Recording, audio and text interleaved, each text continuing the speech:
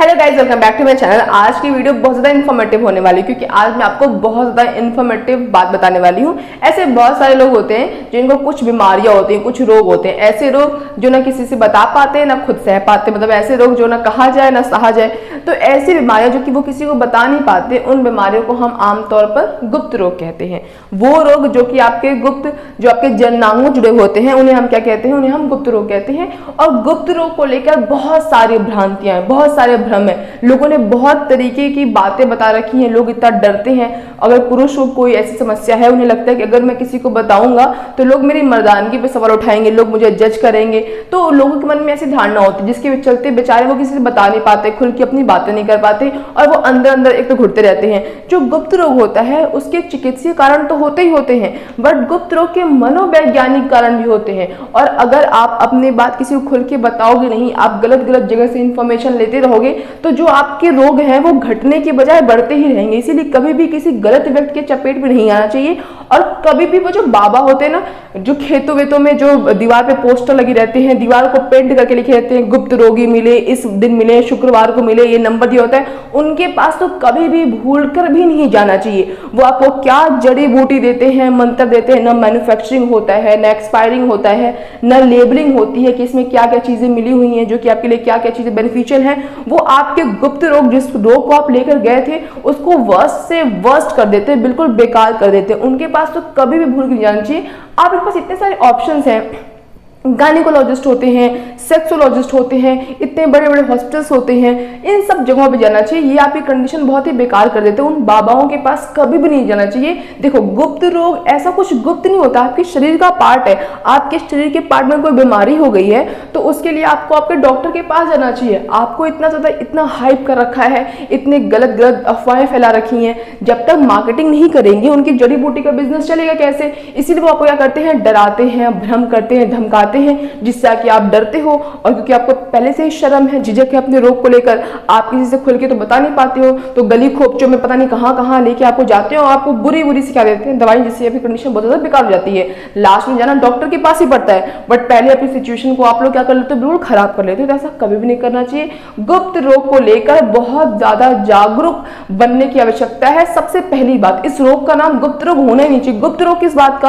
आपका शरीर है, शरीर के अंग है, किसी शरीर के अंग में कोई दिक्कत हो गई तो क्या हम उसको गुप्त रोग कह देंगे? गुप्त रोग कहने की वजह से लोगों के मन पे मेंटली ट्रॉमा से गुजरना पड़ता है। उनको लगता है कि ऐसा रोग हो चुका है जो मैं किसी से बता नहीं सकता, किसी से मैं बता नहीं सकती, मुझे खुद ही खुद सहना पड़ेगा। बट ऐसा कुछ भी नहीं है। आप एक बार जाकर देखो, तमाम लोग बैठे रहते हैं वहां पर, आपको वहां पर जाकर लगेगा कि मैं ऐसा अकेला नहीं हूं, मैं अकेले नहीं हूं। बहुत सारे लोगों को ये समस्या होती रहती है, नॉर्मल सी बात है।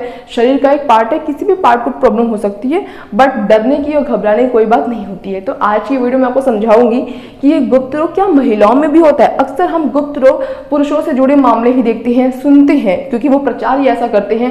वो पुरुषों के स्टेमिना को दिखाते हैं, पुरुषों की ताकत को दिखाते हैं, पुरुषों में तमाम तरीके के स्वप्न दोष को दिखाते हैं, धात रोग को दिखाते हैं। तो लोगों के मन में सवाल होता है, क्या गुप्त रोग सिर्फ और सिर्फ पुरुषों को होता है? ऐसा बिल्कुल भी नहीं है। गुप्त रोग पुरुषों के साथ साथ महिलाओं को भी सकता है। रोग किसी को भी हो सकता है, कोई भी इंसान को हो सकता है, रोग हो सकता है। तो एक नॉर्मल रोग होता है जो कि पुरुषों को भी होता है और महिलाओं को भी होता है। पुरुषों में होने वाले रोग होते हैं कुछ, और कुछ महिलाओं में होने वाले रोग होते हैं। तो देखो, लिखा हुआ है कि गुप्त रोग क्या होता है, कि गुप्त रोग वह बीमारियां हैं जो शरीर के गुप्त भागों से संबंधित है, उसे हम गुप्त रोग का लोगों ने नाम दे दिया है, बट एक्चुअल में ऐसा कुछ नहीं है। आपके शरीर का एक पार्ट जिसे एक रोग हो चुका है।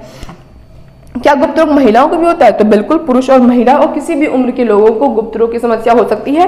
नॉर्मली क्या होता है, आपके 18-20 की उम्र से लेकर 40-45 तक की उम्र में ये समस्या ज्यादा होती है, क्योंकि उस टाइम पे और भी बहुत सारे हार्मोनल चेंज होते हैं, हम मेंटल प्रेशर पे होते हैं। क्योंकि मैंने आपको अभी थोड़ी देर पहले बताया था कि मनोवैज्ञानिक कारण भी होता है। कुछ पुरुषों को ऐसा लगता है कि जैसा कि वो ऐड कर रहे होते हैं, प्रचार कर रहे होते हैं कि पुरुष ऐसा कर लेता है, वैसा कर लेता है, उन्हें लगता है कि यार मेरे में इतनी स्टेमिना तो नहीं है, बट वो आपको भ्रमित कर रहे हैं। जैसे कि ऐड आता है, एक लड़की अपने बालों से ट्रक को खींच लेती है, तो अगर मैं वही सोच लूँ कि हाँ ट्रक से बाल खींच सकते हैं तो मेरे तो सारे बाल उखड़ जाएंगे ना, बट वो प्रचार करने का एक उनका तरीका होता है जो कि सरासर बिल्कुल गलत है।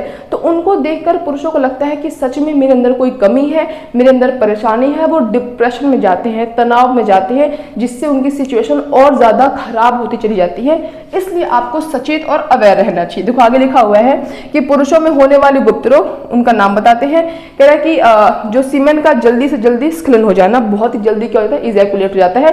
प्री मैच्योर इजैकुलेशन भी एक समस्या होती है कि बहुत ही जल्दी पुरुष क्या कर देते हैं, इजैकुलेट कर देते हैं। तो प्री मैच्योर समस्या मान सकते हैं कि एक समस्या हो सकती है, कभी कभी किसी किसी पुरुषों को सच में ये दिक्कत होती है, बट मेजॉरिटी केसेस में क्या होता है कि वो अपनी परफॉर्मेंस को लेकर इतने पहले से चिंतित रहते हैं कि मुझे समस्या हो जाएगी तो क्या होगा, अगर ऐसा हो गया तो क्या होगा। तो ये सोच सोच में क्या हो जाता है, उनका प्री मैच्योर एजुकेशन हो जाता है, जो कि एक बहुत बड़ी दिक्कत नहीं है। इसे आप बहुत आसानी से ट्रीट कर सकते हो अगर आप सही डॉक्टर के पास जाओगे तो।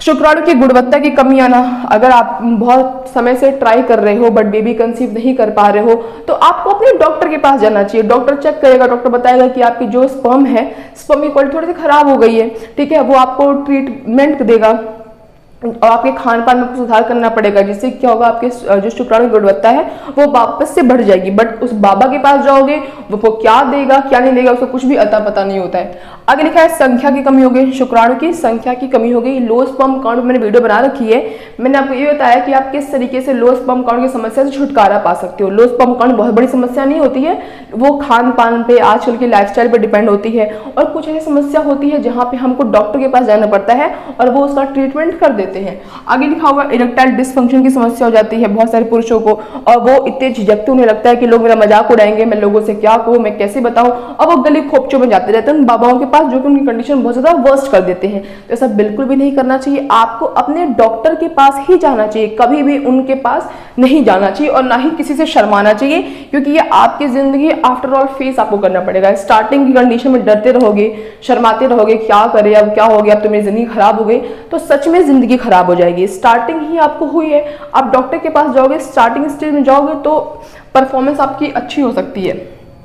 आगे लिखा हुआ है स्वप्न दोष की समस्या होती है पुरुषों को, धात रोग की समस्या होती है, पेशाब में जलन होती है, खुजली होती है, कुछ भी ऐसी दिक्कत हो रही है तो वो पुरुषों में होने वाला उसको गुप्त रोग से नाम दे दिया है कि अगर आपके जननांगों से रिलेटेड कोई भी समस्या आपको हुई है तो उसे लोगों ने क्या नाम दे दिया, गुप्त रोग का नाम दे दिया, और लोग उसको लेकर बहुत ज्यादा डरे सहमे रहते हैं, बहुत शर्माए घबराए रहते हैं, जबकि ऐसा बिल्कुल भी नहीं करना चाहिए। अब बात करते हैं महिलाओं में होने वाले गुप्त रोग। तो महिलाओं में भी होने वाले कुछ गुप्त रोग हैं, जैसे कि vaginal discharge with pain and itching. कि देखो महिलाओं में डिस्चार्ज का होना बहुत ही नॉर्मल है, बट उस डिस्चार्ज के साथ साथ आपको बहुत ही पेन हो रहा है, इचिंग हो रही है, बर्निंग हो रही है, तो ये समस्या का कारण बन सकता है। जैसे पुरुषों में नाइट फॉल थोड़ा सा नॉर्मल होता है, लेकिन बहुत ही अत्यधिक हो रहा है तो ये समस्या की बात हो सकती है। आगे लिखा हुआ है डिस्चार्ज में बहुत ही बुरी सी गंध आ रही है, जो फीमेल में डिस्चार्ज होता है ना, वाइट डिस्चार्ज, उसमें कुछ मछली की जैसी स्मेल आ रही है, फिर फटे हुए दूध जैसा उसका स्ट्रक्चर है, दही जैसा स्ट्रक्चर है, तो ये चिंता की बात हो सकती है। योनि का सूखापन जो कि हार्मोनल परिवर्तन के कारण होता है, इसका भी अगर आपने ध्यान नहीं दिया तो रैशेस होने के चांसेस बहुत ज्यादा रहते हैं और आपको अपने डॉक्टर के पास जाना चाहिए। आगे लिखा है HIV एड्स से तो पुरुषों को भी होता है और महिलाओं को भी होता है, तो ये भी आप इसको गुप्त रोग के अंदर आप सब लोगों ने डाल दिया है। तो अगर आप छुपते रहोगे, डरते रहोगे, लोग बहुत ही समाज में बहुत ही हेय दृष्टि से देखते हैं कि अगर किसी को HIV हो गया तो ओ माय गॉड, अगर टच करेंगे तो उन्हें क्या हो जाएगा, HIV जाएगा। ऐसा बिल्कुल भी नहीं होता। HIV एड्स किसी को छूने से या फिर कोई से भी रोग जो गुप्त रोग के कंडीशन में आते हैं, टच करने से आपको गुप्त रोग नहीं हो जाएगा जब तक आप उसके सेक्सुअल कांटेक्ट में नहीं आओगे।